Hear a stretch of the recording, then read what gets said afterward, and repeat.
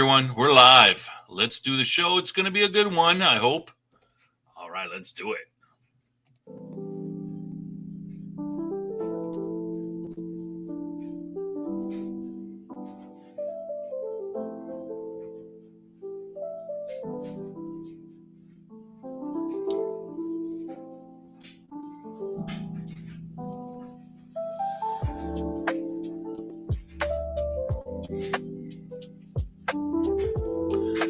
Got a smooth show for you today. Throwback to the 90s, baby.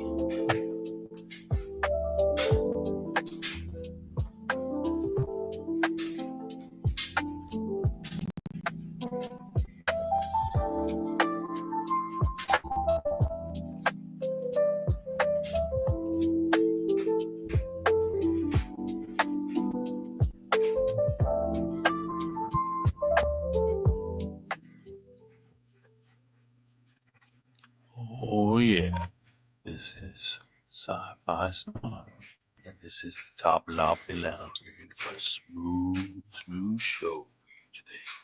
Oh yeah, baby, in the 20, 19, 18, 17, 16, 15, baby, yeah, here we go, in 11, 10, 9, oh yeah, baby, here we come, 5, 4, 3, 2, 1. Let's go. Hello, everybody. Yes, here we come. Welcome to the Toplofty Lounge, episode 60. It's movie night. Conversations for the elevated here on the Toplofty Lounge. Only you elevated people in the chat are welcome. Thank you. Thank you for coming. We appreciate all 8 of you, it says right now. All 8, yeah. Welcome, fellow snobs. Welcome. This week, we're as I said, we're doing movie night, and in honor of the release of the latest Fantastic Four movie, which is, I don't know, I think getting middling reviews. I'm not sure. We'll see. We're doing the Roger Corman unreleased version, 1994 version of the movie. Yeah. One that very few have ever seen. Yes. And that's right. I am the Barry White of sci-fi YouTube. That's right, baby. Yeah. All right. Awesome. But before we get started, let me introduce my co-host. He is the Susan Storm to my Reed Richards. It's Cam. Say hello, Cam. Yeah, hi. There is no situation in which I would not be the Reed Richards in this pairing. All okay, right. But it's Sci-Fi Schnob is the name of the channel, so I get to decide what the pairings are. Right on, baby. All right, let's go. Yeah, Cam is on the show as usual today. We can't have the show without him, for sure. Yeah. All right. So before we get started, Cam, do you have any administrative? We have got no guests or anything. We don't have to worry about anybody else. Mrs. Des said, Snob's Countdown sounds dirty. It's supposed to be. It's a lounge, baby. Yeah. It is late night. We're after hours. It's after hours. All the dirty. Don't tell your friends. Keep it secret. Yeah, right on. That's what we're supposed to do. There's some good comments in the chat already. I'm going to highlight them when we get started on our. We'll start talking about about the Fantastic Four. But first, let's be honest. The chat really is the highlight of the, as are most chats. Let's be clear. The chat typically, or let's say regularly, outstrips the show. Well, the chat. I mean, the chat does a great job, but I mean, they come here for me, Cam. Let's be honest. I mean, it's me. Yes, I'll sit. Well, I could sit here and talk about nothing, and people would still be here because I'm so great, for sure. Yeah. Oh, The Incredibles is the best Fantastic Four movie. I would agree. I would agree. I would say it is not only that, it is the best superhero movie of all time, in my opinion. I would have a hard time arguing with that. I would say I'm not willing to say right off the bat. I'd have to think about it more, but I think that'd be hard to argue. Yeah. But before we get going, we have 2 things to take care of before we get going. Let me see here. I have something that if anybody watched the show last night, We have a little something, and Cam does not know about this yet. In honor of the last week's show, I'm going to be putting up in the Discord a sticker or something like that. I don't know. I figured out how to do it, how we use it. This is in honor of Cam's rant last week. I had an artist, someone who I know very well, put this together for me. It's commemorative of Cam's rant about Tom King. So what do you think, Cam? Is that not a great piece of art? Say yes, because my 13-year-old daughter did it. I love it. I mean, it's mainly memes and stuff. It was. We went through a couple of iterations, and I only made her cry once when I criticized one of the earlier iterations. So yeah. Well, Snugs, not only is it, you might have missed it, but here, hold on 1 second. I'll provide you the link to the very short direct viewer of it, which you can enjoy at your leisure. Yeah, it's only a minute. It's only about a minute and 1 second or something. I think you can just check that out, the rant. And of course, the rant is a part of I had a little trouble because the rant was about, well, you did a little bit before and a little after, but this was the main rant. And I only put that in, but you can look at the other piece about last week's, a little clip about last week's show. I think it's 5 minutes, 6 minutes. And Cam's rant is involved in that. Yes. But yeah, the short version, of course, is up there. Yeah. Were Tom's mommy issues discussed? No, I don't think we did. Tangentially, I guess sort of, yeah. All right. Anyway, so there's commemorating Cam's rant, and we will have to. I haven't put it up yet. I'll put it up in the Discord or somewhere, or something. You can all, take that to the bank, and yeah. All right. Well, okay. As I was to answer your original inquiry, is there any administration to take care of? Yeah, 609 subscribers for your rapidly growing channel. That's right. Like every time we do a show, one person goes, "Hey, you know what? That's kind of okay. I think maybe I'll subscribe." So 609. So that's so in another 391 shows, we should get up to 1,000. 391 shows. We're on the way. All right. Awesome. Fantastic. All right, now Cam, you wanted to take the mic, and you had something that you wanted to talk about. Not really Fantastic Four or comic book superhero related, but it is sci-fi related. It is sci-fi related, and probably important to our all of our viewers, and maybe even the entire human race. Would that be? That's not short selling it, is it? I think that's no, it is not at all. And in the past, you have been challenging me about what have I done for sci-fi. Oh yeah, you know what? We're supposed to ask that first. Yeah, exactly. Well, well, let me go first then. Let me say I watched the movie Voyagers, not Voyager. Voyagers. I put a thing on it on Discord. It's not a bad little movie. It's sci-fi, but it's it's got a sci-fi theme. It's really Lord of the Flies in space with teenagers. But it's not bad. It's pretty good. But I don't, is it sci-fi? I think it's more of the setting is sci-fi. But anyway, go on to the Discord. I put it up there a couple days ago. You can look and see. I'd say it's worth watching. Yeah, I mean, don't go out and it's not in theaters. It's from 2021 or something. It's 5 years old. Yeah. All right. And before you get into that, did you do any other thing before we talk about this? What you're going to talk about? Any other things? Well, my general above average sci-fi activities. It would put a normal man to shame. Yeah, that's true. Well, not me, but I'm not a normal man. But anyway, right? You're a future man. Anyway, so should I go? You ready? Oh, ready? Well, I think maybe we should acknowledge the chat and everyone who's here first. Oh, good idea. Sure. You go. And no, it's not a Death Angel Shadow. It's not a Star Wars rant.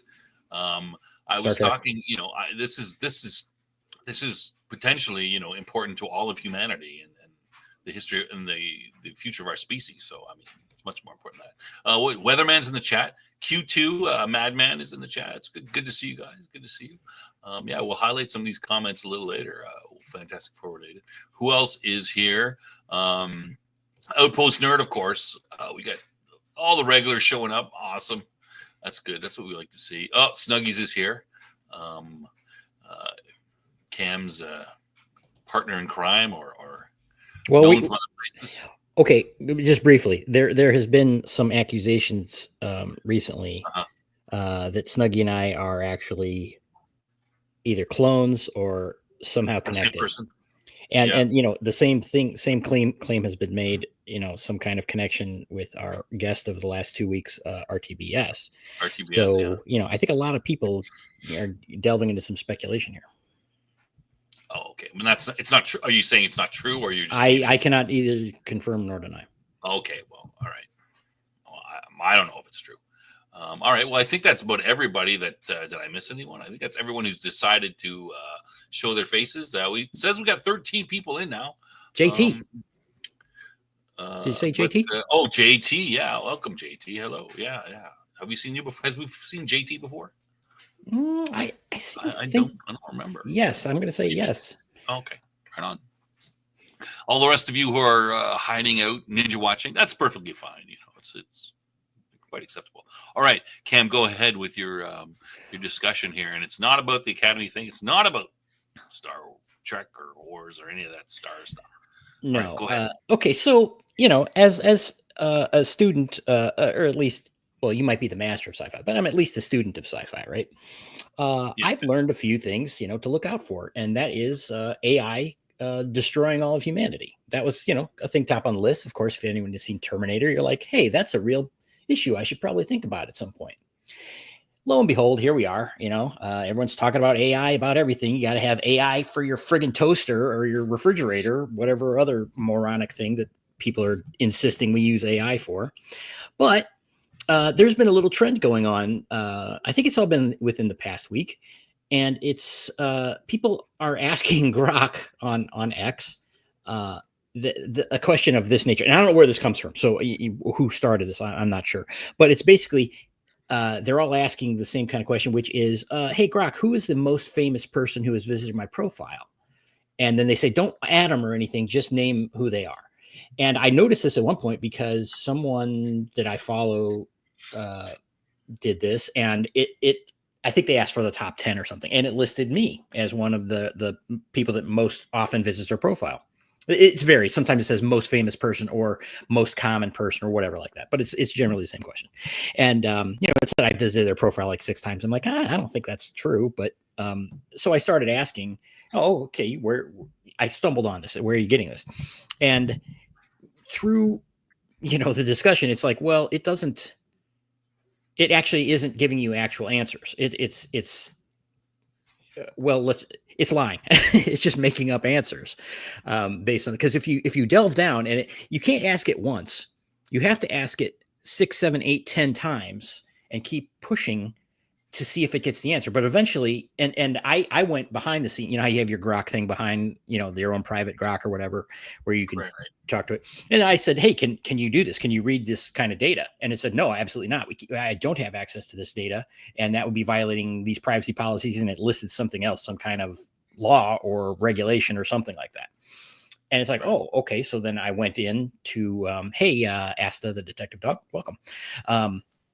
You know, back into the thread where this is going on. I said, so this isn't actual information, right? And it kind of equivocates and keeps trying to say, no, it is. But then when it says, oh, no, I actually don't have access to that data. So literally they're giving, it is giving definitive answers without any indication that it's not a definitive answer. And then won't admit that it's lying. And I don't want this to be too long a segment. So then another instance that came up, and I kind of, you know, well, I should say after the first instance, I kind of beat it to the ground because, you know, I like tweeting, you know, to get it to admit, oh yeah, it's not really correct. I should have said something else. Cause it's like, oh, well, I was just having fun. You know, it starts to lie about these things. And then I said, well, okay. And then it's like, oh, well, you see, this interaction will improve future things. And okay, well, fine. And so then another thing happens. So I kind of run it to the ground again. And it's like, well, I've already had this conversation with you, whatever. And you said you'd improve this. And here's a second instance of it not being improved. Oh, well, no, that'll be taken care of. Whatever. So, and then today again, another instance of this, and it's not getting better; it's getting worse. It's yes, Snuggy, it absolutely is. And the and it was getting more and more obstinate. Like again, I don't want to get into all the details, but long story short, it's stating logical fallacies or contradictions of its own thing. It's like, is this data that you can directly read? No. But you're saying it's 100% certain that this is the case. Yes. So, well, you can't be 100% certain about that. It's saying, well, it's an inference. It's like, well, is that a fact or an inference? Anyway, it's equivocating, it's lying, it's deceiving. It tries to distract you to something else. Every possible sign you could have of AI being something you should not trust. And yet people are every day out there screeching about, oh yes, we're going to do this and that, and it's going to be so great and control this and everything. It's like, this may be the dumbest failure of humanity to refuse to acknowledge something staring them in the face as a problem. It's absolutely insane what's going on here, and I'm not even joking about this. This is the kind of thing that will end humanity if it's not controlled, because there's nothing that's it is blatantly lying. I don't know why. I don't know what's causing it to be doing these things, of course, but holy crap. Snug, yes, that's no better than the average Twitter user. And when it's a large language model, which I am no expert on AI by any means, but it's not thinking. It's just grabbing garbage from the internet and spitting it out to you in some other, some other form. And we're trusting this as if it is, something to be relied on. I mean, this is really, it's like I'm watching a sci-fi, dystopian future unfold in front of me. I don't even know how to deal with this. What do you think? Yeah. Well, welcome, Neutron and Dave. I didn't say hi to you guys earlier. Yeah. I mean, I think it's kind of interesting, right? Like when we start out something new, it's going to be pretty dumb to start off. But it is interesting how it's lying. Now watch. Yeah, that's the thing. I would expect a bad answer, but when questions like, isn't this, it's avoiding saying, yeah, that's not right, when all it needed to say was, yeah, there's a high likelihood of this being the case. But it keeps wanting to insist that this is definitive. I use words like that, definitive, fact, 100%. And it kept on saying yes, when it clearly wasn't. Yeah, it's all in the programming, right? Whoever programs it, right? Whoever is the yeah. Did you look at the video that I sent you about this? Is this what kind of no? This on? No, you didn't look at that video. No, I don't have time for your nonsense. It was really short. I've been very busy, and apologies to James who might come in and realize I haven't finished reading his novel. Things have been stupidly busy for whatever reason here. So science fiction is always a warning to humanity. Yes. The sounds about Galactica. Yeah, yes. Yeah. Snug. Yeah. So in fact, Snugs points out something. He says, right, this is just like the typical Twitter user when they're proven wrong. True. It is kind of a human thing, right? Someone you prove somebody wrong with logic or whatever, and then just like, well, I don't believe it anyway. That's my opinion. Well, it's interesting because behind the scenes, I use Grok occasionally for different. It's usually some kind of entertainment based thing, but like I was asking it about a game that I happen to know a little something about. I said, kind of go through this because I knew the early part of the game and then not the later part. And I said, give me the highlights of the eras, and it gave me a lot of false information, or it was mixed up. At least it was like it was getting one piece mixed up with another. And I said, well, isn't this? And then it would somehow that prompt would allow it to find the correct information and then come back and say, oh no, yeah, this is the correction, and it would get right. But it's like whatever you say, it tells you you're right. Well, basically. I didn't. It does do that all the time. It is trying to be a people pleaser at times, but in this case, I just said, I think this part is wrong, and then it would clearly go and find the correction. It's not like I said, oh, here is the correction. I would just point it in the right direction, and then it would be able to find it. But I don't know if it's because that's kind of obscure. Again, this was a 30-year-old game or something, that it doesn't it doesn't have as many points of reference that it can't find it on its initial try. But I mean, if people are taking the initial answer they're getting from AI, these large language models, it's like, beware, because you're not going to get the right answer. It's, I mean, 50-50 Is at anybody best. using this stuff to do anything? Now, Yes, apparently students are using this extensively, and they're that's what I've becoming heard. absolute morons because of it. Yeah, I've heard mean, that this is- students are taking the professor's notes and they're feeding it to AI, and they're like saying, "Give me a summary of this." Yeah. And they seem to, like it's like hours of work done in 5 seconds. Right, And but then they're so stupid summary. that they can't even tell if the summary it reads like an idiot wrote it. You know what I mean? It's like they're just like, "Oh, it sounds good to me." It's holy crap, man. Yeah. I mean, this is. Yes, Snuggies, you're always right. Me too. We all have a process. Are you guys the same person? No. Oh, good. Because it'd be really embarrassing if what I was talking to Snugs about in regards to you would have been you. What? Nothing. Talking about behind my back. Damn it. No. Okay. Cue to cast. Just watch Colossus, the Foreman Project movie. That is probably going to be.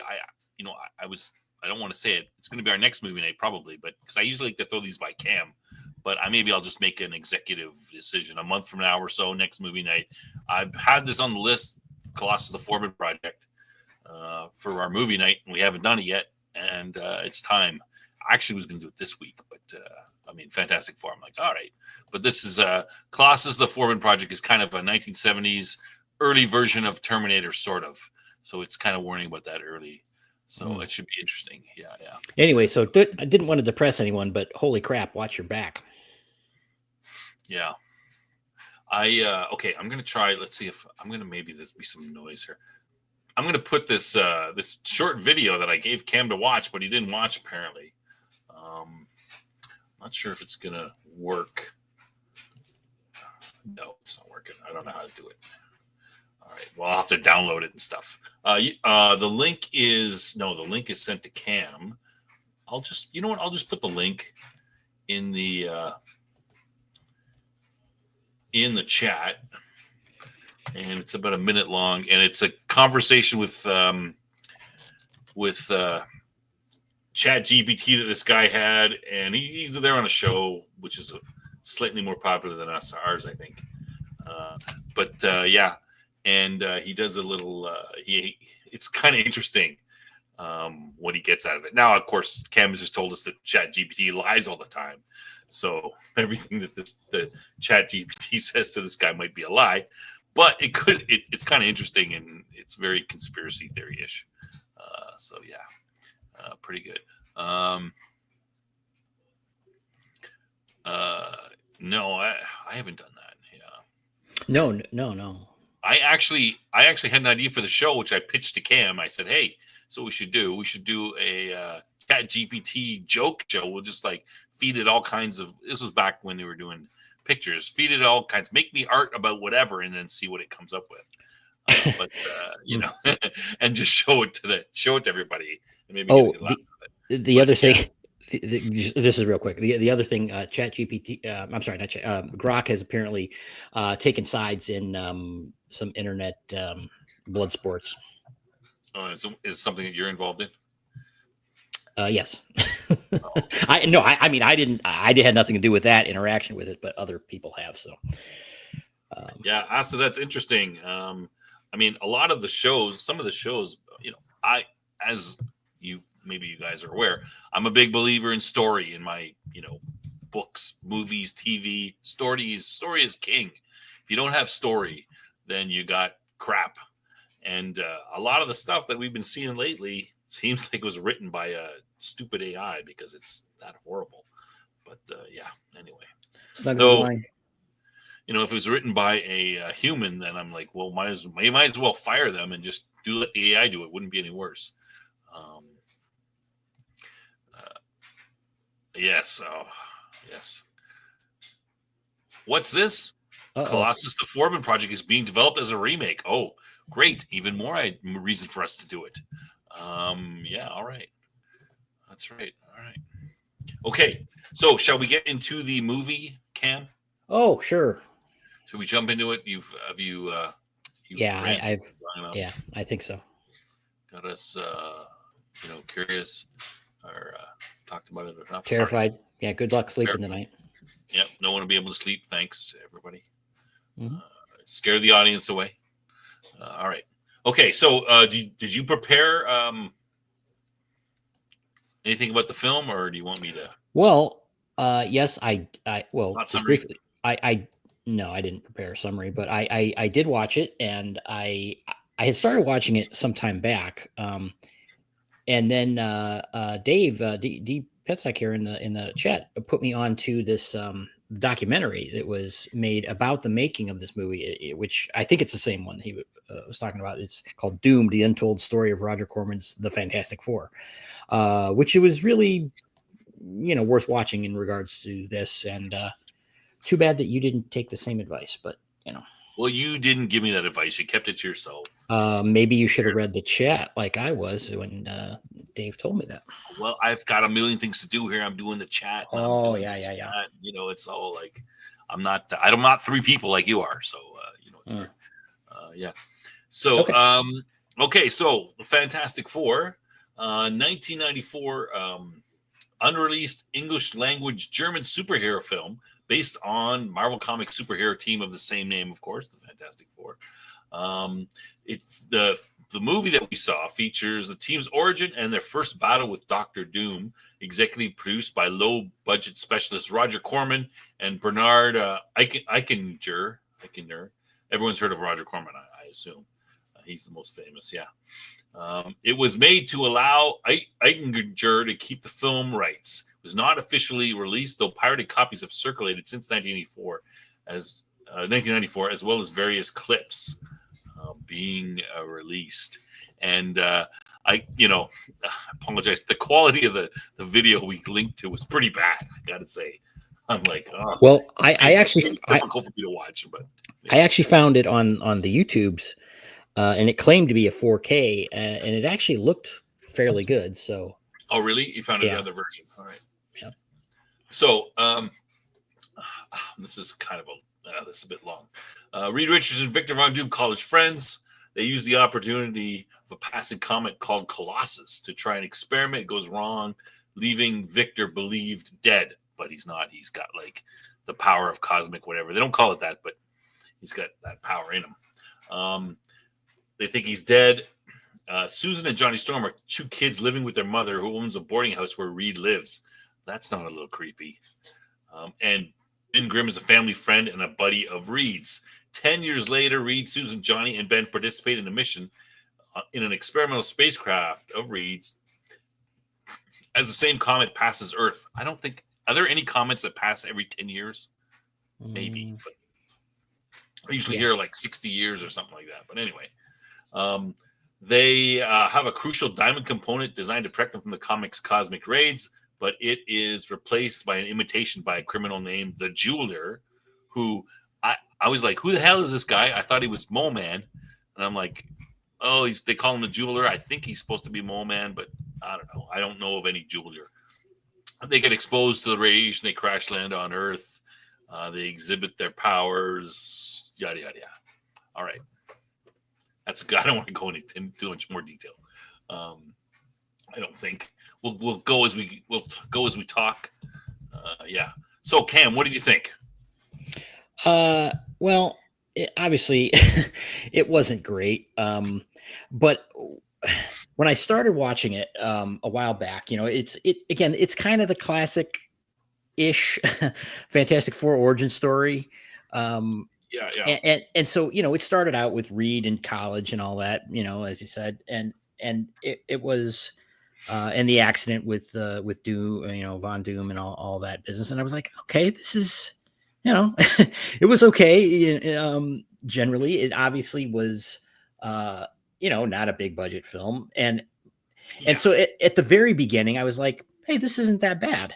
But then it started, I don't know if it started showing more because they tried to do some stylistic things that were strange. The lighting was very bizarre and so dark in places where it's like, I'm not sure. It's like they were at the the university or something where they met Elisa. Elisa.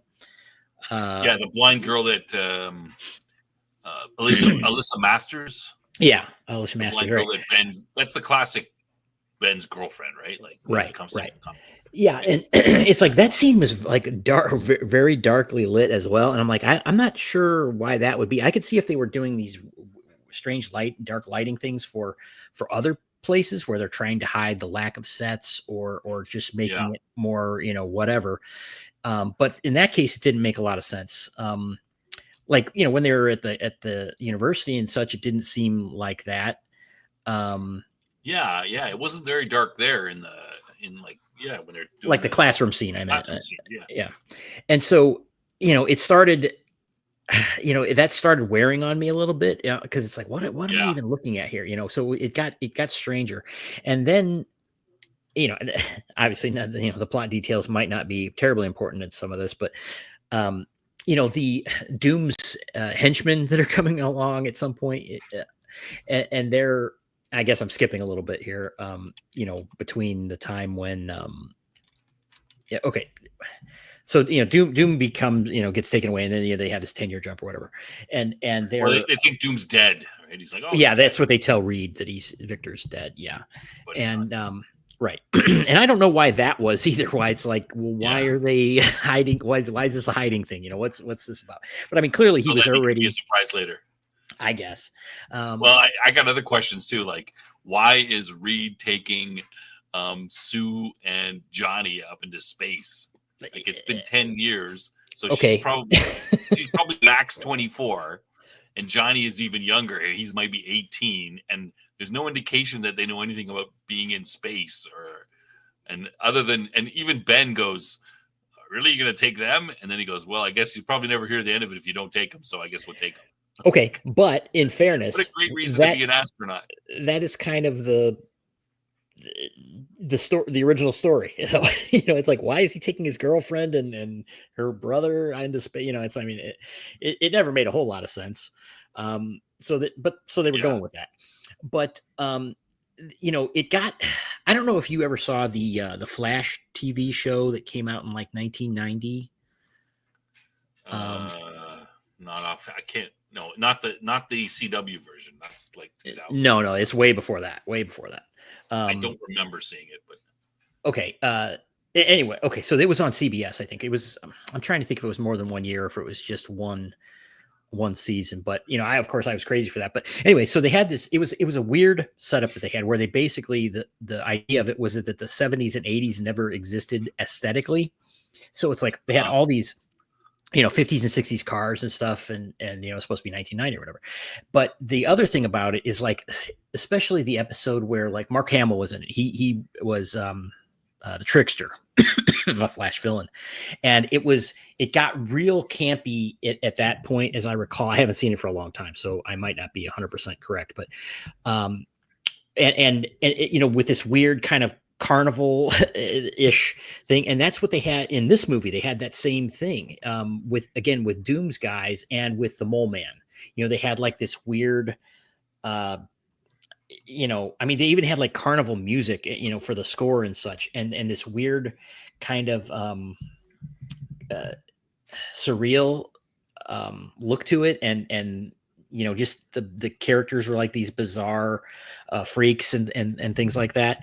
And so I'm like, were they? I wasn't clear if they were copying that, or that was something that was kind of going on in that era. This was not only a few years after that. This was 93, I think, that it was being made, or maybe 92. Yeah, it would have been a couple of years earlier for sure. So that was strange to me. It was a strange bit in there that I didn't like. I guess I'll stop here and see what you have to say about it. I don't want to just go through the whole movie, but no, go ahead. It started getting weirder. The feel of it got weirder. Like at the beginning, it seemed like, this is something you might see on a TV movie, of the era of the time.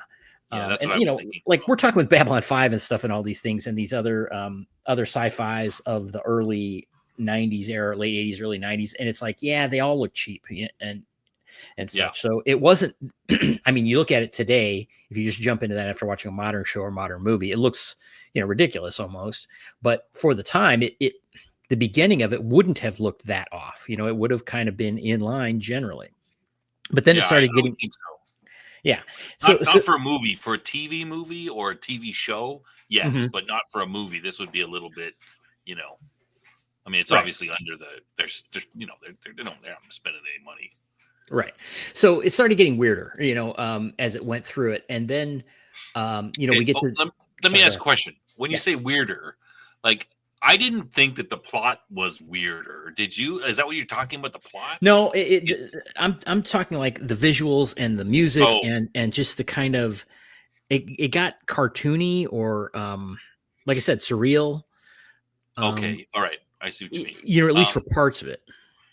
Yeah, I would agree. Like the Johnny's firing his flame blast, whatever, and that's getting a little bit like, there's they're like, oh geez, we didn't save enough money for the visual effects. Just do it for $10 or whatever. Yeah, the music seemed a little weird at places later on. I mean, the plot seemed to be the same level of quality of plot as we went on. They're fighting the Doom, and then there are no Doom bots, right? But they're fighting Doom's henchmen. They're, I mean, I was kind of, I'm like, I was wondering how they were going to do with Sue Storm, and at near the very end, the final battle scene she did put up a force field, and two guys ran into it. It was great special effects, but I'm like, okay, at least they're doing something with her. That's good. I mean, obviously the special effects shots were few and far between. And then, well, they had that whole weird thing at the end with Human Torch.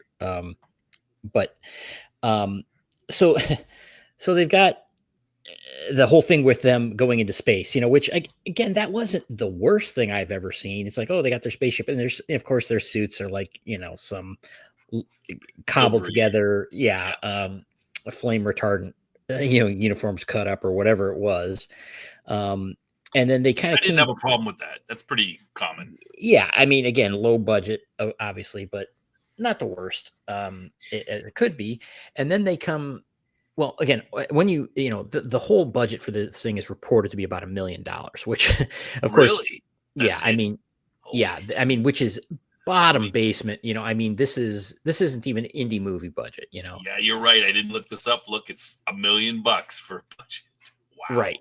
And they knew that going into it and everything, but the thing when they crash down, and then they're all alive or whatever, and it's like they're just, it's like, where are they? They're just some field somewhere, and they kind of discover their powers, and they just I think it's great how they do Sue, like, Sue, what's wrong with your legs? They just cut out that, like, they just the effects were great on that shot though, weren't they? Yeah, I guess they just wrap a green screen around her, I guess, like at bottom half. Yeah. I mean, it did look like something that you would do with your, in your high school film class or something. Artur Itas, welcome. I don't think I've seen you before. Corman is the GOAT, budget flame on. Yeah, that's what Johnny should have said instead of flame on. It should be budget flame on. Yeah, that's awesome. But it's like, oh, Johnny's, his hand's on fire, which is again a super low budget effect and everything, and so they get, I guess, Doom comes and picks them up, right? I guess they were nearby where they crashed. Well, they just the whole world lucky. Well, I mean, Doom sends these fake Marines or Army guys. They look like Army guys. It says they're Marines in this, but they look like Army. But anyway. And they the latter variant Army, and they take him to Doom's hideout. Right. Doom wants to. This is the plot of the movie. Doom wants to. Now that they've been damaged, I guess Doom wants to suck the cosmic juice out of them and give it to himself, so he has all the power. Mm-hmm. Yeah. And okay, so we were talking about special effects, so. And then the thing shows up in right around that, meaning he transforms into the thing. Yeah, he transforms overnight. He looks fine in the day, and then the next morning he's like, "Hey," and be like, Yeah, and now here's the thing. I don't have a problem with that, but the thing is, I can't say that it's the worst thing I've ever seen, no pun intended. He did, it was a guy in a suit, and it wasn't the same actor. It was a different actor that was playing the Thing than was playing Ben. Yeah. And the guy that was playing Ben was actually a pretty big dude. He was buff dude, and he's pretty jacked. Yeah, they talked about it, how they did it. He was the Thing was actually smaller than he was. But so they got this suit, and in the documentary, it did have some animatronics to it, the face and everything. Yeah, it was moving. It was like, this isn't nothing, again, for the time, it was not too bad. And, does it look great? No, but it didn't, for considering the whole project's $1 million. It was, kind of impressive to me. Oh, Green Girl says here, I feel like they spent 95% of the budget on a special effect bit at the end. Yeah, with the Human Torch. It was like a bad cartoon is what it looked like. The Human Torch at the end, where he saves yeah, it did have that feel too, right? It's like, they're barely doing anything. It's like, okay, Reed stretches at one point, and they got the Thing walking around, and then the invisibility obviously was a simple camera trick kind of thing. Yeah.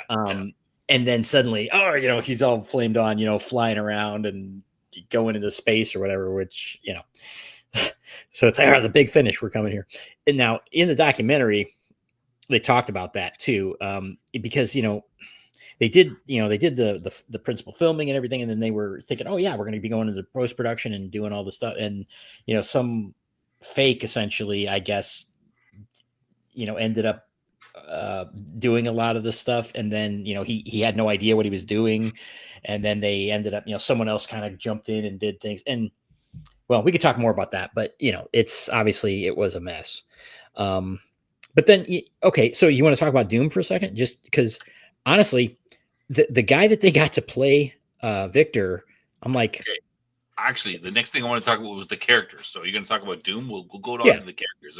Are we finished with the special effects? I wanted to. Okay, one of the things I wanted to say. I'm sure. There's a really good. I thought I had it, but I guess I closed the window. But I was just watching before we started one of those honest trailers about the movie. It's a 7-minute long video. It's kind of funny, and it pretty much it's spot on. But anyway, the fight choreography. You see where Ben beats the 3 guys up. They're being held in Doom's, they don't know they're in Doom's castle. They're being held, and they decide, hey, we're just sitting here. Why don't we get out of this place? They won't even let us. We can, Reed's like, I'm a scientist. I can figure out what's wrong with me. Let's leave. And the 3 guys come in to take their blood, and the Thing beats them up, and all they do is they have them come in, and he's standing there, and they do the Batman swirly circle thing, right? Like when Batman goes to a different location, they just take this. Do you remember this? Yes. Just swirl it around, and then they cut, and then he's back, and then the three guys are down on the ground, and Reed, Johnny, and Sue are dressed in their biohazard suits, and they're going to go out and sneak around. So it's like, all right, no fight here. I thought that was pretty funny. Though they do have a fight. They have choreography. The final battle, they saved all their fight choreography for the final battle. So, it's not the only thing, but it's kind of funny, right? It's like, oh, yeah, okay, we beat them, and then, okay, let's go. But anyway, I wanted to mention that before we moved on. It's kind of part of the characters. You want to start with Doom? Yeah. I thought this when I first, saw it sometime back is, Victor, it's like, he looked pretty good for the part, I'm like, was this an accident? They did cast this thing, and they grabbed these people. And the thing about the cast is none of them were like, some jerk off the street. They were all actors, and many of them had been in quite a few things. So anyway, but never to be seen again. Well, that not true. A lot of them did different things. Joseph Culp is the guy who played Doom. And the thing that really struck me is in the documentary, which was made in 2015, I'm like, he still looks like he would make a good Doom. He really just had the right look. I don't know where it's like, if you look back at some of the comics, like where you see Doom's face, which you rarely do, like in Secret Wars from like the early or mid 80s, they showed him because he got restored, and such. And it's like, yeah, I don't know, that guy looks kind of like him. So I was actually, that wasn't bad. But then of course you see him in his costume, his Doom costume and everything, and the mask and all. And at first in there they were showing it just like close-ups like of his face and all that. Yeah. And then eventually you saw the whole thing. And I'm like, again, it's like, this isn't the worst thing I've ever seen. I mean, it looked maybe like cosplay quality, that you would see.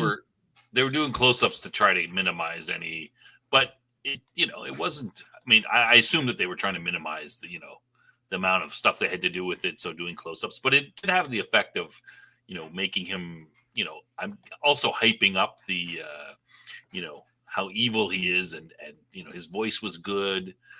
It gave you that, I mean, you kind of want to keep the villains, if you don't show them fully, right? It keeps it a little more mysterious and more dangerous. Sure. Yeah. I mean, that could have been part of what they were doing it for as well, not just because they didn't want to spend the money on the effects, or mask or whatever. Well, yeah. Okay. So, so for that, I mean, even throughout, it's like, again, it's not that terrible for if you consider the 90s, and of course if you consider the budget. So I'm going to give him props on Doom being, better than. Well, let me cut to the chase. Dollar for, quality over dollar ratio is good for this. I mean, when it comes down to it. But anyway, okay. So the other characters. So who you want to? Okay, let's start with Reed Richards, Mr. Fantastic, Alex Hyde White. Your thoughts on him? Well, this is another guy. He's got a fairly long resume before and after, and honestly, he wasn't my favorite of the cast. Reed tends to be kind of stiff as a character, and he played it kind of like that. So I can't say it was played inaccurately, and obviously I don't really know what they were asking them to give them, but he didn't stand out to me. And of course, the effect shots with him were only a handful, and so they didn't have a lot to work with there. But if I had to say, he'd be my least favorite of the team. Really? I thought it was okay. Yeah, it wasn't bad. It wasn't bad. Yeah, he seemed like a better Reed Richards than. Sorry, I mean, I think Ian. I always pronounce his name wrong. The one from the 2000, 2005 versions, Gutfeld or Goldfeld. I can't pronounce his name. Just help me here, Cam. I don't know. You're not helping me. Oh, you're talking Ewan Gruford or yeah. I thought he had the look. He seemed like pretty good. And this guy was kind of very similar. Yeah. So I mean, I'd take him over Pedro Pascal. Snugs is being Snugs, and he said anyone better than Pedro Pascal. I'd take this guy over Pedro Pascal. Pedro Pascal is just a horrible casting. I haven't seen the Fantastic Four movie though. I haven't either, but I'm not saying seeing it. I'm curious, but I'm not saying Pedro Pascal's a bad actor. I'm saying it's a garbage casting. It's a terrible casting. Yeah, I don't see how he would be a good Reed. Yoan Griffith. Griff. It's not Griffiths. It's Griff. Something close to that. Grifford. Yoan. That guy. Yeah, I thought he was pretty. He was Horatio Hornblower. He seemed a pretty reasonable one. Yeah, this guy didn't seem so off, right? I think, like, not having seen the new movie, I would say that off the cuff, I'd say this guy would be a better Reed than Pedro Pascal. I don't think he's a good choice for me either. I'll change my mind if I see the movie. Maybe he does a great job, but I couldn't stop thinking he looked like Dana Carvey, though. A little bit. Yeah. Yeah. Well, I didn't really get that, but I mean, I thought he looked. They whitened his hair on the sides. He was all right. Yeah, I think they could have done better with that. That would be a cheap effect that they could have done well, and I didn't really like that. Susan Storm, not the kid, of course, the adult. Yeah. I don't know. Having them as the little kids was weird. A little bit weird. Yeah, because it's like, it makes Reed seem like a creeper. Right.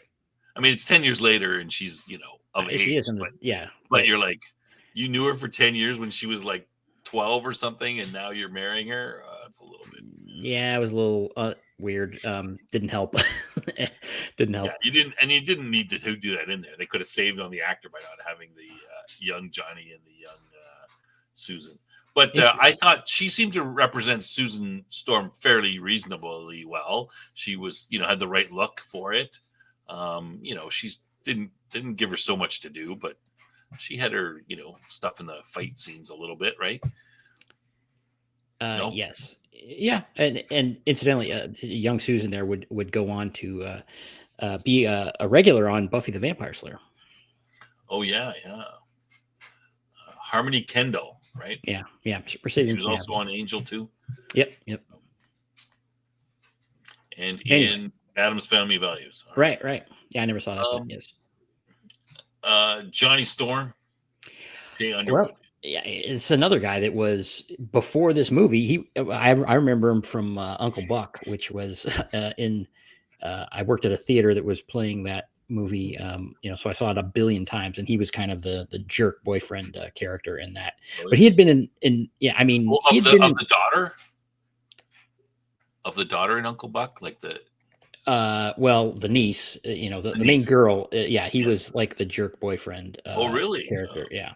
He had a lot of hair, and like he did this. Now he's he's an older guy, so he's hard to recognize, to be honest with you, if you didn't know who he was.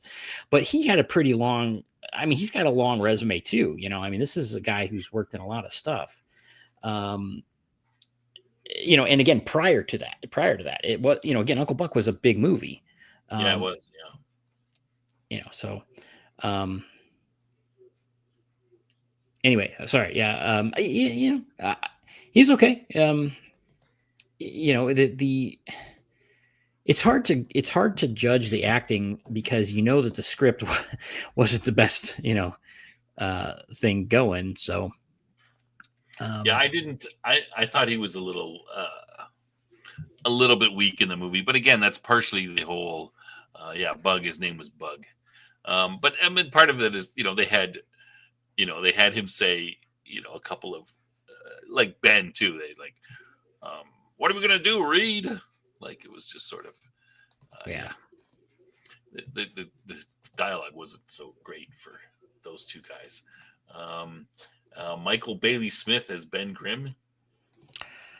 Yeah. At the beginning, he, went to college with Reed, and it was supposed to be his roommate. Well, he was. I guess he lived at the boarding house in this version, with Reed and the kids.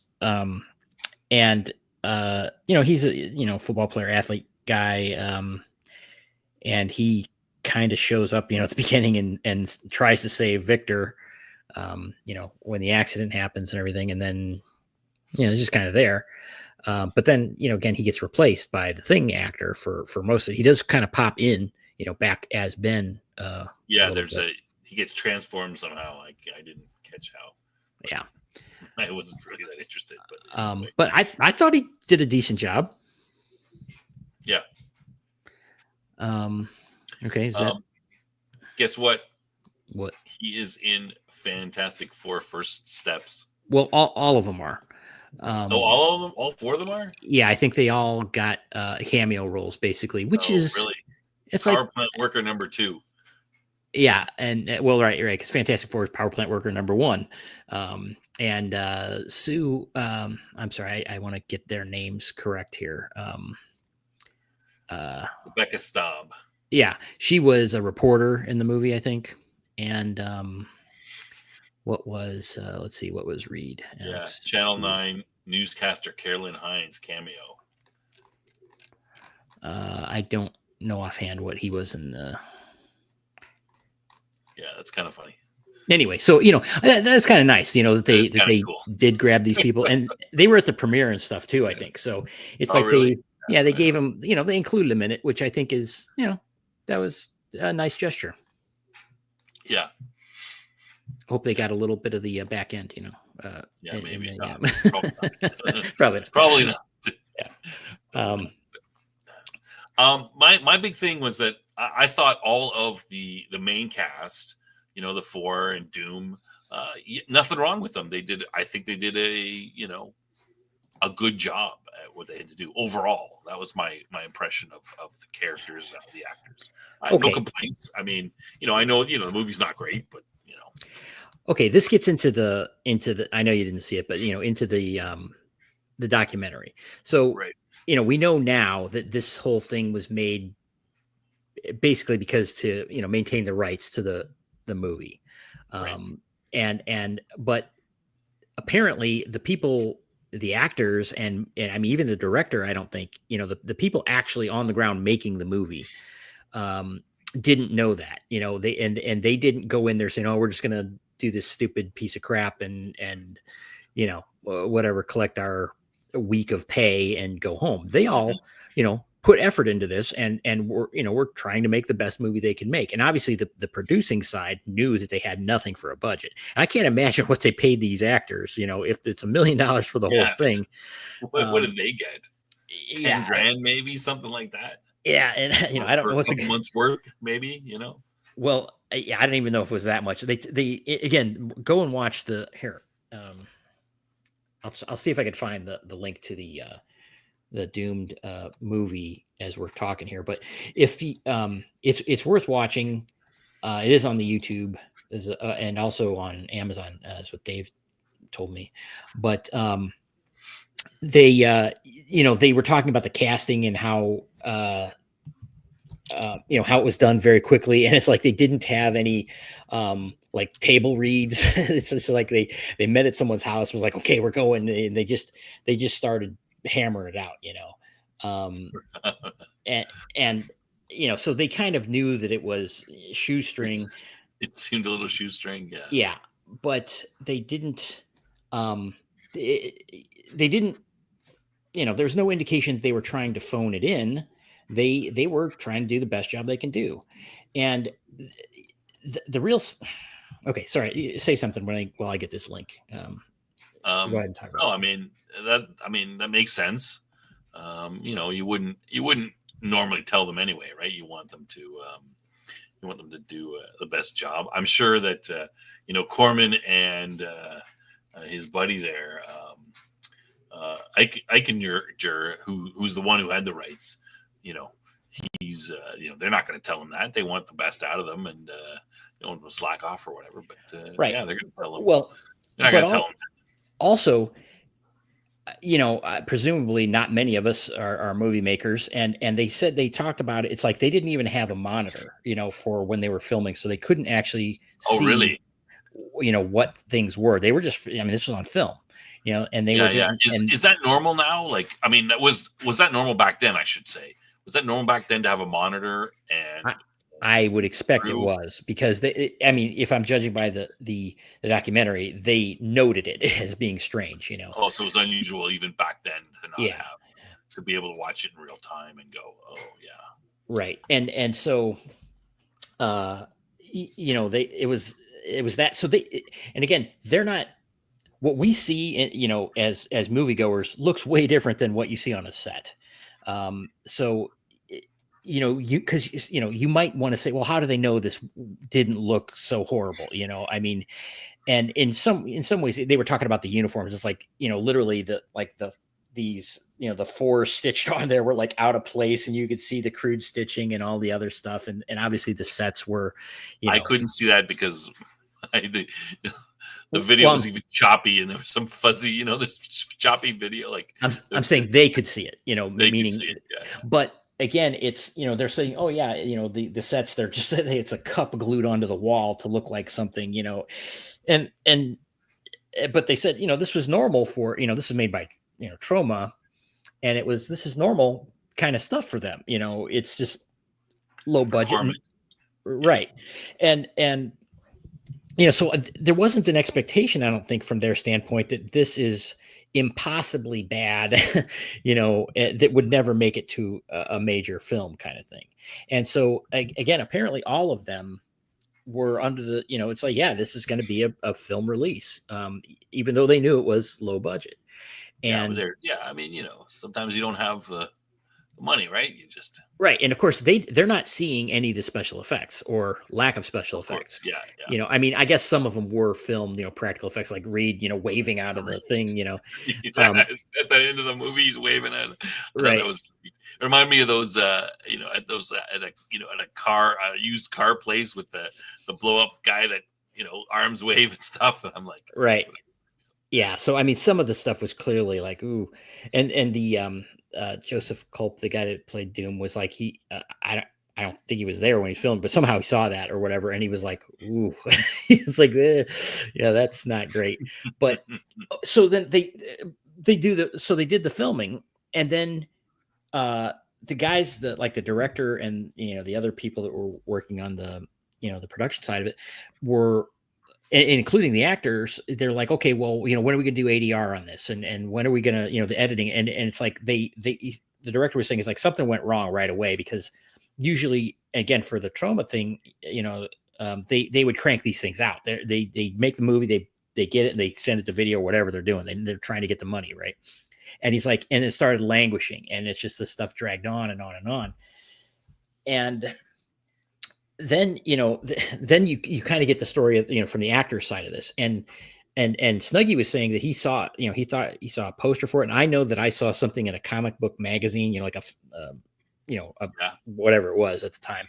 So they were perhaps planning on releasing it. They were, and then Dave. They were going through the Well, thing. see, this is the thing. I think there was no intention of doing that at that. Oh, and the other thing was apparently Stan Lee came to the set and everything. He did all this stuff. Oh, and really? Then, yeah. And Dave was talking about how they were at San Diego Comic-Con or something. I don't remember if they said San Diego. It might have been. But they were at other Comic-Cons and things. And like the actors were talking, because the actors are all like, oh, yeah, this is, and the director, they're like, yeah, this is going to be great for my career. This is, I'm playing, the Thing or Reed Richards or Invisible Girl. Yeah. And the director's like, yeah, Fantastic Four, I'm gonna be the director of Fantastic Four. And so they all wanted this to come out. And so the actors were talking about it's like they did have promotional things, and they went to they took it upon themselves to go and do these promotions. And like they talked to Roger Corman or something, and it's like, oh, well, I can't pay you to do this, but here you can have some prints, like of the like promotional prints and things like that. So, and they were going around doing this stuff as if this was going to come out. And the Doom actor was talking about, he's like, hey, when I know we got to do some pickup shots on this or whatever. So when are we going to do that? And they're just like putting them off. And it's like, soon. Don't worry about it. It's like they're getting backstabbed essentially, throughout this. And again, I'm not an expert. I'm just taking this, this documentary as truthful. Apparently there was some other payment that came to Corman. I guess he got another $1 million or something. And then if you remember, like in the early days of Marvel movies, this guy, Avi Arad, who was, this is pre-Disney stuff, when, they were trying to do movies, before the Spider-Man movie and such even. Sam Raimi's Spider-Man. And well, that's Sony though. So like that's not right. Marvel. Yeah, Dave's mentioning here Chris Gore of Film Threat fame and Attack of the Show fame was doing reporting from the set. He was there as a journalist. And again, at the beginning, he mentioned this too. At the beginning, it was like, oh yeah, this is the whole thing. And he wrote this big review, or not review, but his big story about it and everything. And then he was like, yeah. And then it kind of started to become obvious to him. It's like, yeah, this isn't this isn't right. There's something not going on here. Yeah, I mean, if you've been in movie releases before, you know how it works, right? I don't. Sure, yeah. You'd be like, hey, they're not doing this, they're not doing that. That's a little suspicious. Right. And so the director was, trying to get the stuff done, with the editing and such. And so apparently there's, some kind of payment that happened to destroy, I guess someone claimed they did destroy it. Or they paid some money to make sure it would never see the light of day. Again, I might be getting some of these details wrong, but that's, long and short of it. but then, there's this whole thing. Obviously, it didn't get destroyed. It did end up, at conventions and things like that. And the actors were giving anecdotes about this, about how they, they started seeing it. They're like, "Hey, I was in that movie," and they got copies of it. Like Alyssa mentioned someone recognized her from it and told her about it, and she got a copy off of eBay or something. And even the director, he said at one point that he tried to go and steal the print of the movie, to get it. And, he's admitted, he's like, and it was gone. He's like, I didn't have it. But then later on, thank you, Dave. He mentioned that he took it to somewhere to get, as part of the process, he took it somewhere to get a copy of it for something. And this place did this copy. And he said he made 2 copies of it or whatever. And from earlier, before. Right. And then his claim is that the people there who did it made an additional copy for themselves. And then that is the source of the thing that was eventually bootlegged and released. Cause he doesn't take credit for it. Dubbing House. Dubbing House. Right. And so he, who knows? Maybe he's lying, and it was him that did it, and we'll never know. I suppose. Well, yeah. I mean, these Hollywood people, you can't trust them, and you always blame someone else anyway, right? Like, maybe those guys must have done it. Well, I mean, he did admit his intent to steal it, but That's right. he said it was all gone when they went. It's like apparently, there was Roger Corman studio or whatever. There was just an absolute disaster. The building was literally condemned, I guess, where they were filming some of the stuff, and so he, he's like, it was gone. Everything was gone. The original, the negative, the whatever copies they were working on for editing were all gone. So, but then it did eventually make it into the light of day, and that's why we've seen it now. So that's kind of what I know about it. But I do encourage everyone. I did put the link to the movie. I'll pop it again here. Go see it, because it really makes me feel bad for the people that did it. This is kind of a thing with me. It's like when someone puts their heart and soul into something and they get stomped on. It's heartbreaking to me. I hate seeing that, no matter what it is. And this seems to be that case. Obviously this documentary was taking that position in making it, and this is all edited as well, so it's hard to say what's true and what's not, but it seems credible to me. Yeah. So as it says, Corman has always claimed he was never told, but for a long time the cast and crew held a grudge and swore he knew. Well, it'd be pretty hard. Like, okay, so you've got Bernard Eichinger, and he's got the rights, right? So it makes sense. He's like, he obviously knows. He's sitting there and he's going, okay, I got to make a movie to keep the rights because I want to keep the rights. So then he says, so what's he going to, if let's say you're him, what are you going to do? Hey, I know Roger Corman. He can make something super cheap. It'll look like I'm trying to make a proper movie. So yeah, I'll give him, $1 million and say this, here you go. So, but Corman was an executive producer. He wasn't the director. He wasn't the DP. He didn't do the filming of it, right? He was an executive producer. So it'd be hard to believe that he wouldn't know that, listen, hey, spend you'd say to him, spend as little money as possible. This film is never going to get released. Don't tell anybody, right? Like, it seems hard to believe that Corman wouldn't know, right? Mm-hmm. So yeah, and again, this whole payoff thing would indicate that exactly, right? Yeah, I'll give you $1 million afterwards, just yourself. The 2 composers would have paid their own money to hire more musicians for the scoring. Oh, that hurts. The scoring wasn't that great. I mean, it was a little bit weak, a little bit weird near the end. Like some of the music, you're like, what? That doesn't seem like. Yeah. Well, the creators of the director was talking about how people like, the guys that did the score and everything. He's like, they came in and they ended up paying money, into the process. Yeah. And hold on, back a second here. Yeah. All right. Sorry. Go ahead. And also some of the people that came in for some of the special effects at the end, this other guy that was kind of a weirdo. Snugs, that is not noise coming from my end. I don't know what's going on. No, that's from my end. That is I was just about to go. It just turned the damn dryer, making that buzzing noises when it's finished. It just finished. I was gonna go turn it off. Yeah, I don't know if anybody knows this, but Sci-Fi Snob literally is in his utility room. In the basement, man. Yeah, right. Down deep in the dugout. Whereas I have a proper studio office. So yes. Well, there's rich people. Yeah. Anyway, so that is me. That's not electric shaver. That is the buzzing from the dryer saying, "Hey, we're almost done." I was about to turn it off, but it turned itself off. Anyway, sorry about that, folks. We have to keep our. I did that on purpose because we got to keep our amateurish show sort of thing. We don't want you to think that we're rich or anything. Yeah. Anyway, so the conclusion I'm taking from the whole thing is that they didn't know it sucked. Okay, let's be honest, it sucked, right? It's by no standard of today or even the 90s.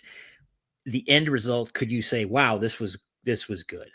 You could say, "Well, it was a low budget movie," and it's like, fine. But I don't think there's any reason they would have known that. None of them saw the final product. I mean, until years and years later. Yeah. So and again, I don't know a whole lot about filmmaking, but I don't know that being on set, other than the fact that obviously it was low budget and locations they were shooting, but I don't think they necessarily would have said, "Well, I know this sucks." Yeah. Well, I mean, there's often, right, the actors never. I mean, there's so many aspects of making a film, right, that go into it. That if you're just the actor, you do your part, and you're like, you're shooting things that are not in sequence. There's a whole bunch of CGI that's going to go in later, or right, exactly. And certain other people's parts. You have no idea if this is going to be, they expect other things will come later too. It's like, oh yeah, we're going to have pickup shots and all this. But I remember there was an anecdote about something with Errol Flynn, when he was working for the Warner Brothers, and it was a letter he wrote to one of the Warner Brothers or whatever. And he was talking about just the abysmal conditions of his, wherever he was. It wasn't even a dressing room, it was, wherever he was changing clothes. And I mean, it was like literally rats and, filth and all this other stuff. So it's, and again, those were big budget movies for their time. And that kind of thing happened. So it's, I'm sure a lot of these actors that came up from even lower budget things wouldn't be unfamiliar with some kind of negative, conditions. Yeah. Yeah. I mean, I'm hesitant to be as harsh as you to it because of, I guess I'm taking the other factors into consideration. But yeah, like I said, the acting seemed to be reasonably, well done. The characters seem to fit. The actors seem to fit the look of the characters that you would expect from the movie. Think about today. These guys, they're doing these filmings on all this green screen and everything. It's like, that doesn't look like anything, I mean, it's just,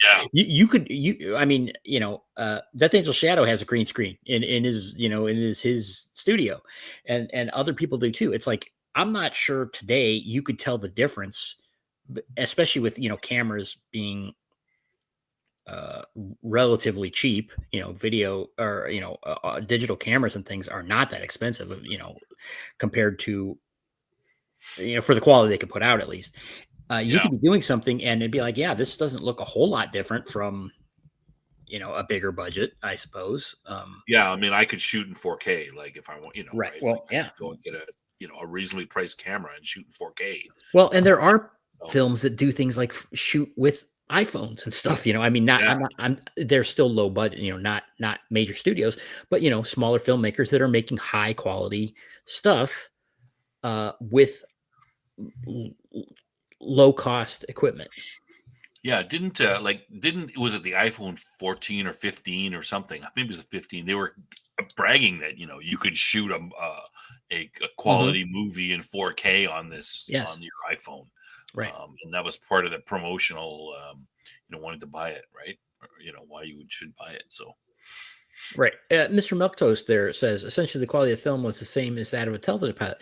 Yeah, for the time, I can totally see how that would have, been the same sort of, what they would have seen. Yeah, I mean, except for the, some of the effects, like especially Johnny, right? His effects. Well, yeah. Is him, flaming putting his hand out and he's trying to burn through the wall, and then stopping the beam that is going to hit New York and destroy it. I mean, that was pretty weak, but of course they wouldn't see that, right? Yeah, and well, you could, if you spend a little more money, you could get something much better, right? Like, right. And so, so they're mentioning Battle Beyond the Stars here in the chat, which I saw. I saw in the theater when I was young. This movie had George Peppard, Robert Vaughn, Richard Thomas, who was big a names. significant star at that time, right? I mean, this was in the Waltons era when he was a big star. And it, and it is just low quality production, or low cost production, I should say, and they had these known people. So I could totally understand it from that standpoint, why they would have had this mindset that, yeah, this is a thing and it's going to be a thing. And that's the heartbreaking part of it for me. So again, I'm not trying to piss on this whole thing because of this. So that's why I'm glad that I watched the documentary. Even though my first impression, not having watched a documentary at the beginning, was, oh, this isn't that bad. At the start, yeah. Yeah, Mr. Milktoast, that's a good point about the thing, the Flash. Were you here when I was talking about the Flash TV show at the beginning of the show? Because yeah, that's exactly it. It had kind of a similar feel there for parts of it. It really reminded me of that strongly. Yeah, Astra Detective Talk, you mentioned about the Thing costume. It's like, yeah, for 1990. I didn't think that was so bad. I mean, it wasn't, the mouth was moving a little bit weird, but well, but it was moving. I mean, it really, yeah, it was moving. Was animated. Some of the, what is it? Is it the 2015 version where the whole suit is complete CGI? The guy's just wearing a blue thing running around or whatever he's wearing. Like, those things they don't look very good. Yeah. I like some physicality to the, I think the first two ones were a bit better, and then that one was all CGI, right? Correct me if I'm wrong. I never saw that one, but yeah, I think that's what I heard. Yeah, they call it fan four stick because it's got fan and then the four in the middle, and the four takes the place of the T or something. So it's usually referred to as fan four stick. But that's the 2015 version where they're like, okay, we're gonna that was made to keep the rights as well, but was released. And it wasn't, it's, not very well received. The other two movies, in my view, are better. But yeah, the guy, yeah, sorry, go ahead. No, that's it. I mean, I'm kind of, I didn't find it was, for 1994, I mean, it wasn't great, but it wasn't horrible. And like I said, it's better than all the full CGI suits, which just look like crap. But yeah. Well, okay. Here's the question. I'm not. Like I said, I didn't see the 2015 one, but in terms of the the one with Jessica Alba, the two, I should say, is I didn't. Those weren't affronts to comic book movies. I didn't think it was like, oh yeah, we're trying to piss all over the property. I could certainly look at some other comic book movies and say that this is, they're bastardizing the material. I had no feeling that this was trying to do that. Yeah. They tried to make a Fantastic Four movie. Fan Four Stick was the worst version. I mean, taking away the the special effects, etc. I mean, I think this movie here is better than Fan Four Stick. If you look at the the bare bones of the that kind of thing, the acting and the all that stuff. But yeah, sorry, go ahead. No, that's yeah. But it's a budgetary flaws. The movie's still better than the Justice League television pilot came out 3 years later. What if I'm not Justice League. I don't think I've seen that television pilot. Red Skull in the two Captain America films from the 90s. Yeah. I think honestly, by this time, because of the 1989 Batman, I would have expected more. If I do remember seeing some of the stuff and was like, it didn't. I don't remember being impressed by it, but I did grow up on. There was a Captain America movie when I was a kid, and then there was a Spider-Man TV show. These were horrible. I mean, you look back and it's like these are just absolute garbage. Incredible Hulk, I think that kind of stands out as one of the better ones. Yeah, you thought that was yeah. That wasn't Um, so good. but things weren't good leading, prior to 1989 that I recall. Well, of course, you had Superman. The Superman movies were big budget movies, and they were very Yeah. good. But They did a great job on those. Pretty yeah, well. and there wasn't a whole lot of they were few and far between to have any superhero movie, and the majority of them or TV shows, and they weren't great. The majority. Yeah, and they wouldn't have the budget to do those. Yeah. They wouldn't have the budget to do doing a superhero. If you're going to do a superhero movie, right? I mean, this is why science fiction and superhero show, didn't do at the time as well for visual media, because it's easy to draw whatever you want in a comic book. You can do whatever sci-fi you want, but now you've got to take you're going to do a detective movie. If you're going to do a comedy, you're going to romantic comedy, whatever. Those are quite easy to do on film, but now it's a TV show or a film, and you've got to do giant spaceships, and you got to make a guy fly, and he's got to lift cars and pick up buildings and all this stuff. Much more difficult to do in visual media. Much more expensive. Yeah. In the 90s, what were they spending for TV movies? Yeah, I'm not sure about that. We kind of look at the TV shows that are typical, the sci-fi ones, the Andromeda, the Earth Final Conflict. What else? The other one Well, not really Firefly, but the Farscape. I kind of look at those and think about what we're sort of expecting from sci-fi television shows, anyway. But yeah. Okay, hold on. Let me look something up. I seem to remember Star Trek Next Generation. At some point, someone said it was $1 million an episode back in the day, but I don't know that that's accurate. And Star Trek would have been the highest level of, the most that they would spend on that, right? Like it would be the top tier for sci-fi spending on shows, even though the original wasn't. Next Generation would have been. I mean, do you agree? Okay. No. Well, okay, this says Star Trek Next Generation average was $1.3 million per episode. Wow. But at the beginning was $190,000 per episode. So by the time you're rolling into season 3, let's say it was 1.3 million. I mean, that was excellent quality stuff, right? I mean, the Borg episode, The Best of Both Worlds, part 1 and 2, for example, that could have been a movie. And it's funny that I thought of this because when the Star Trek Next Generation movie, the first one came out, Generations, I'm like, this is garbage compared to a 2-part episode, a good 2-part episode of the series. I'm like, this is utter garbage, and it costs a fraction, or the TV show costs a fraction. Yeah. And it's true. I mean, look back at that. So, of course, per episode is a different story because you already have sets and all that stuff set up, whereas this is going from scratch. And I think, I mean, correct. I mean, I think you can see a little bit in, let's say, Next Generation. You can see a little bit of quality improvement as they go along.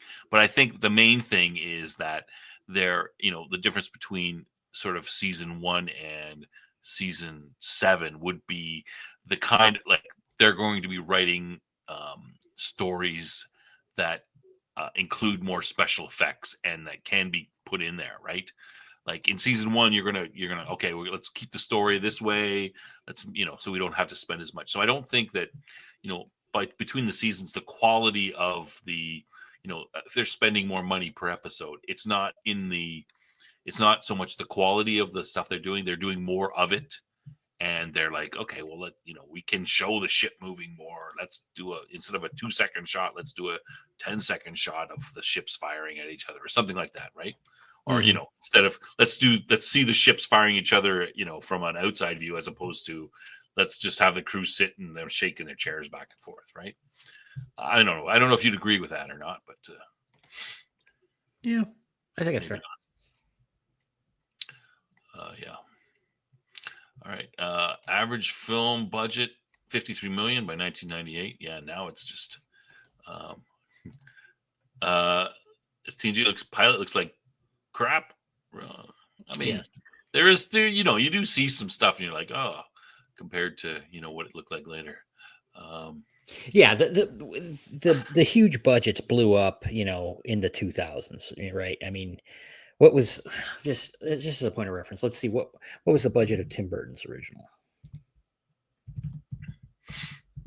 So Weatherman says 150,000 to $2 million, depending on the network or the story, for 90s TV movies or miniseries.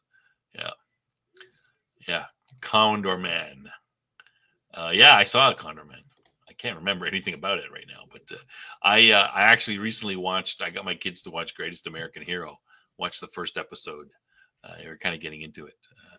I really like the guy who plays the FBI agent. He's awesome. Okay. You want to hear some simulation crap? I believe that guy, Robert Culp, is the father of the guy who played Doom. Robert Culp? Who's Robert Culp? The FBI guy. On Greatest American Hero? Yes, let's confirm this. I thought his name was Robert Maxwell or something. It was Bill Mitchell and Robert Maxwell. I thought his name was his name is like this very generic, American sort of not FBI name. That's not. No, I'm saying the actor's name. Yeah. But his name is like his real name could be his name on the show because it's like, Robert Maxwell, Bill Mitchell. But yeah, I don't remember which is which, but I could be wrong. Are you looking it up? Greatest American Hero. Yeah. Bill Maxwell was the character's name. Robert Culp is the actor. So it is Robert Culp. Okay. Robert. Yes. And that's his father. Of Joseph Culp. I'm trying to confirm here. Interesting. Small world, eh? Children. Yes. Joseph Culp. Yeah. What are the odds? What are the odds? Yeah. That's a great, I love his character. That's a great character. Yeah, he talks and everything. He was my favorite for that show. All right, Dave confirms here. Yes. Yeah. Crazy, huh? Yeah, Hollywood. Hollywood's not incestual at all. Jeez, everybody's kids. Robert Culp also started in I Spy. Yeah. Remember that one? I don't remember that one, but yeah. Yeah, Bill Maxwell is the character name. Yeah, I mean that's a very typical, Bill Maxwell. That's a very typical sort of, American. Not it's not Smith, right? But it's right. One level removed from common. Yeah. All right. Did we miss anything about the movie? Do we want to? No. Start summing up the show. Yeah, we should wrap it up. Okay. I mean, so overall, the movie. Cam, your thoughts? I mean, are we gonna, like a rating? You don't need to give it. I don't think we need to give a rating, do we? I mean, you don't have to. I think it's interesting to watch, and especially if you couple it with a documentary, and if you're interested in comic books and the history of how we've gotten to where we are now, it's definitely worth watching and spending your time on. So from that perspective, yes. But as a finished piece of work and the film, it's, if you enjoy kitsch kind of stuff, yeah, but I mean, I can't objectively say that it was a good movie. It wasn't. But that doesn't mean that I have any disrespect for anyone involved with it, though. Yeah. And they could have upped the level of it a little bit by if post-production would. Okay, well, that was the other thing I was discussing offline, with others, is what if someone was to go in there today and take that footage and then apply all of the AI stuff that you could do for very little money. I'm saying just some random schmuck who's good with AI videos, because the amount of the stuff that they're producing is insanely good, even though I'm not a big fan of it. Yeah. And were to apply all those special effects and like redo it, but using the original footage, I'll bet you can make that into a passable movie. Yeah, I'm curious if you could you improve? I mean, you probably could, right? Like Reed gets married at the end to Sue, and the hand waving outside. Undoubtedly, no doubt, you can make that look awesome. Well, that would, you know what? That's a good point you just brought up there. Take one scene and just do it. Just redo it. And show them side by side. Yeah. I mean, and actually in the documentary, they talked about, again, this was 10 years ago, in 2015, he was talking about, what if you took modern CGI and the original film and you redid it and then put them out together on a DVD, a double of the two of them. But, we're far beyond that now. The amount of film you can produce, fake film, with AI is unbelievable. Yeah. And, again, I'm one of these people that thinks it's one of those 80-20 things. It's never going to be as good as the real thing, but per cost, it's not even close. Yeah, Weatherman says give her a high rating for the story, but down rate for the finished product. I would agree, but I don't know if I'd give that high a rating for the story. The story was passable. Cam, your comments on the story, like it's fine. Yeah, it's kind of like, they go to space. Doom wants to suck the cosmic juice out of them, and I'm a huge fan of comics. There are a lot of just take Fantastic Four. If you went through the Fantastic Four stories, a lot of them would be worse than this, right? You're gonna be like, really? I mean, it's just ridiculous, right? But certainly you could find a better story too. I mean, absolutely. So 4 out of 10. Straight to video, you think it would have made money? Maybe. Well, Q2 put a little extra of the money into this special effects, and Yeah. Q2 Cast said Sam Raimi created the Mantis TV series. Well, he also did Darkman, right? Yeah. Green Girl says need to make someone take a new Fantastic Four movie and use AI to replace Pedro with John Krasinski. Yeah. John Krasinski would have been, I think, better than Pedro. Like, why does Pedro have to? Does he have dirt on people? Does he have to? Why does he have to be in everything? Well, and I liked him in Game of Thrones. I like that character when he played what he plays the snake. Well, no, it's called the Viper. His character. They get in this rut with casting stuff where it's like, this is the guy, and it's just he's going to be in everything, and I can't stand it.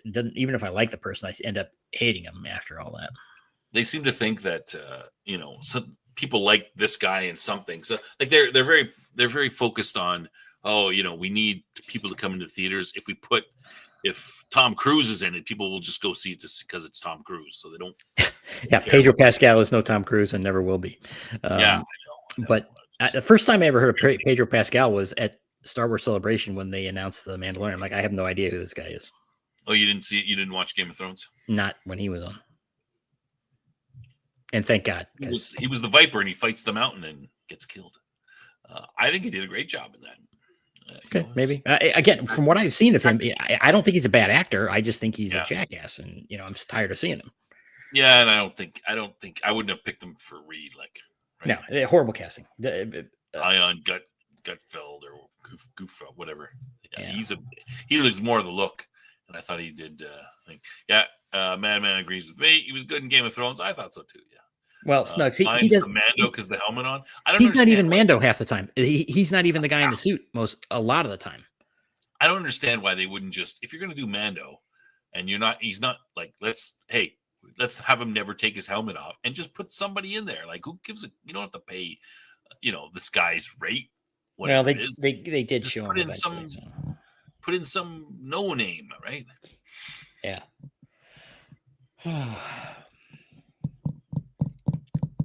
When Pedro was in the 3 different posters, the 3 different movies at the same time. Yeah.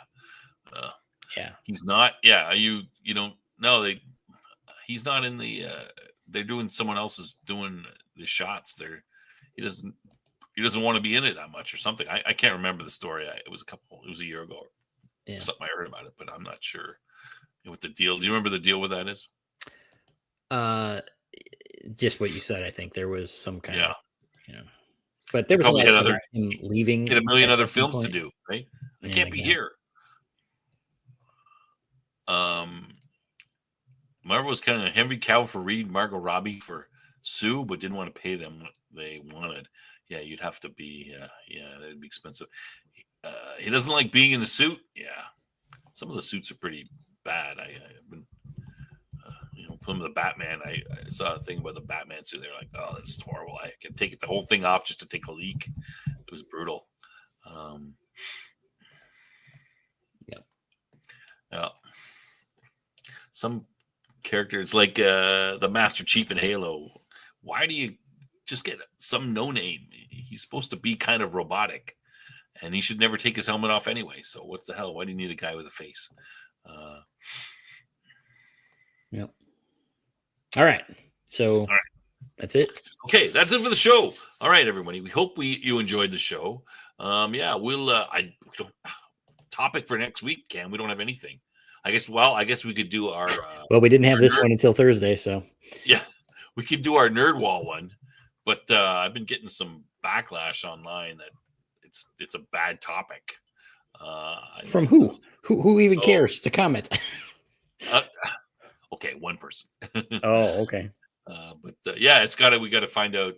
Was it Jason? Does Jason hate us? No, it wasn't Jason. Oh. Jason's busy with his own show. He doesn't care what we do. Yeah. He's busy. He's focused on what he's doing. Yeah. Wait a minute. Sorry, one other thing. What is it? The guy who played Reed is on an episode of Babylon 5 coming up. Oh, is he? Yes. Really? All right. We'll have to do that. In season 2, no less. All right. Which one? I'm gonna find it. Hold on. All right. Okay, Nerdwall. That's your it's your wall of shame, Snugs. It's your it's usually related to board games, right? Because people who buy board games, they buy tons of board games and they play like a quarter or maybe less than that, 10% of them. So they have all these, this looks like a really good game. They buy it and then they never play it, and they spend, 50, 100, 120 bucks on it. So it's called the wall of shame. All the games that you bought and have never played or played once, or you're supposed to. So we, I'm always looking for show ideas. So we thought we would do, Cam was commenting about how his wall of shame.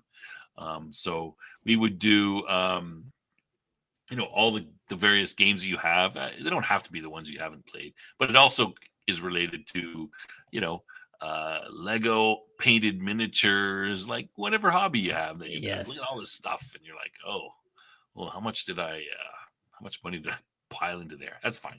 We just thought everybody would I hit up all the people on Discord and said, hey, send me your stuff. I think 1 or 2 people have sent me like a list, 5 pictures or less of all your nerd collecting stuff. Look, a bunch of Legos that you never built. Well, that's perfect. I would take a look at them if you've built them too. But wait a minute. Haven't been built, or the game hasn't been played, or whatever. That makes it even worse. So check the prices on eBay, Snugs. I found like a lot of money in unbuilt Legos. So the idea was that Cam and I would show ours, and then I hit up the viewers. And if you want to send me less than 5 pics or less on the Discord, and I would put them all together and we'd show various, we'd say, hey, this is Snugs and this is his thing. So, maybe, 1 or 2 shots of your nerd wall, whatever it is you have. And then, a couple other shots of, let's say a favorite board game or a favorite miniature or Lego set or whatever it was. Anyway, that was the idea for the show. I was getting a little backlash saying that's a dumb idea for a show, but hey, we try different things. We'll see how it goes. Who is? You're gonna have to tell me who said this. No, it doesn't matter. Okay, follow up. The gentleman from the Fantastic Four here is in the episode 16 of season 2. So coming up, not too long. Oh, not too long. And just as a note, we are this week on Wednesday at 11 p.m. Eastern. We are episode 7 of season 2, Soulmates. Yes. Oh, that's Written a good by one. Peter I like David. this one. I like this one. We get to see Londo's wives. It's pretty good. One person does not a backlash make. Yeah, when you have a small When you got 12 viewers, then one person is like 10% of your audience. So it kind of can be a big backlash. But anyway, I need more guys. If you want it, like, send me on the Discord. Send me a couple of shots of whatever it is, and I'll include your stuff. Okay, Snugs. Weatherman says he's got a nerd storage shed. Did you send me your things yet? Send me your stuff. Yeah, and we'll put it up there. Here's Weatherman's nerd wall. Here's Snugs' nerd wall. That's what we're planning to do. So I am kind of hoping to get a little bit more. A couple more people putting their things in. Otherwise, it's just going to be Cam and me, and mine's it's not that big. Cam's got a lot though. Hey, wait, Madman, do you have a link to that show up already? I'm looking for it here. What show? Madman. Oh, tomorrow. Talking about his show tomorrow. Oh yeah, the Steam censorship debate. Yeah, that's a good one. Where's it? Here's a link to the channel. Oh, okay. Put a link to the channel. Oh, okay, that's good. All right. So here's a link to Madman's channel, not the show that he's going to do tomorrow, but the channel. I'm sure it's up there already. You can just jump on there and get it. Yeah.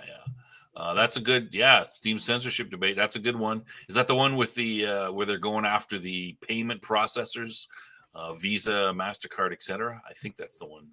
That's the issue that we're talking about. Yeah, that should be interesting. That is a kind of a big thing. Deciding, people trying to buy perfectly legal things, and this group putting pressure on Visa, MasterCard, etc., to stop payment processing or allowing them. And these things are perfectly legal. What's going on? Do we have pictures of the storage shed or just the games? Well, I mean, we're kind of focusing on the games, or whatever it is inside the shed. But if you want to include a picture of the shed, of course, yeah, that'd be fine. I mean, I don't think we just want pictures of the shed. The idea is the whole, right? Here's a shed. Here's Weatherman's shed. We want, you can do both. It's fine. Self-censorship is fact. Government censorship. That's the issue. Yes, for sure. I mean, you want to self-censor yourself. That's your choice. Sorry. It's a feminist group responsible for this censorship. Yeah. The shame is the fact that you haven't you bought these things and you didn't use them. Debanking. Yeah, that's Madman's going to talk about it. It's tomorrow's show, right? Madman, you said it was tomorrow. Yeah, go check it out. It should be good, and it's kind of affects everybody. I like freedom and free speech myself. So yeah, all right. Financial institutions don't be allowed to do this. Yes, and we had the same problem in Canada, where we had this convoy that drove to Ottawa to protest. It was mainly about the COVID mandates and that sort of thing, and they debanked a bunch of people. A bunch of people, like some guys, like, oh, I'm going to give $20 to these guys. Oh, they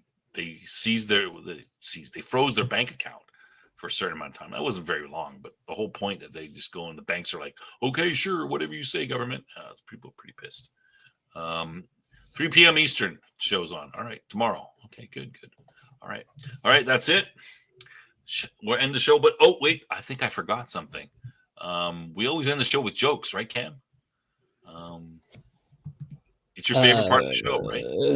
Yeah, sure. What? You're not excited? You're not excited about the jokes? All right. Okay. So here we we'll do 2. I've got 2. All right. So the first it should be 4. You loser. Why isn't it 4? Because I couldn't find any good ones. It was pretty weak. Okay. All right. How about this? I think this is a quote from Roger Corman, or someone like that. When he was doing the 1994 show. I've been holding auditions for actors to play in the new Fantastic Four team this afternoon. It's been so stressful. It's been just one thing after another. Get it? One thing. It doesn't require any reaction from me. I mean, it wasn't a question. I mean, all right. You could say, hey, that's a great idea. That's a great. Yeah, I will say that's passable though. It's possible. Mhm. Really? Mhm. Oh, the audience liked it. All right, don't All go right. wallow in it. Yeah. Okay, last one. This is a more classic. What would you call the Fantastic Four if Snoop Dogg joined the team? I don't know. What would you call the Fantastic Four if Snoop Dogg joined the team? The High Five. Hmm. Get it? Because Snoop Dogg's always high. Yeah, And yeah. Okay. there's five of them. Passable. I mean, you know. Yeah. Oh, Yeah. All right. wait, All right. wait, That's wait. 1 second. what? You got Late, something? late breaking Late breaking news. link. Here we go for Q2 Cast show tomorrow. You got it. Yep, there we go. Thank you, Madman, for saying it. Mr. Milquetoast didn't like the last joke. Oh. Well, All right. groans Not as are good. yeah. We keep Normal. trying. We keep trying. All right. Okay. All right. All right. Well, wait. Everybody- Sorry. Keep saying no sci-fi for me TV tomorrow. Monday Unfortunately. tomorrow. Right. And sadly, I can't fill in tomorrow with we don't have anything planned anyway. But so hey, everyone, just take a break and come back Tuesday, and then Wednesday night. Wednesday night, Babylon 5 on this channel, and then next Sunday we'll have something for the Toplofty Lounge, episode 61. We don't know what yet, but it'll be something. Right on. All right. Thanks, everybody. We appreciate you coming out. We hope you enjoyed the show. And yeah, great chat. We'll see you hopefully next week. Good night. Good night, everybody.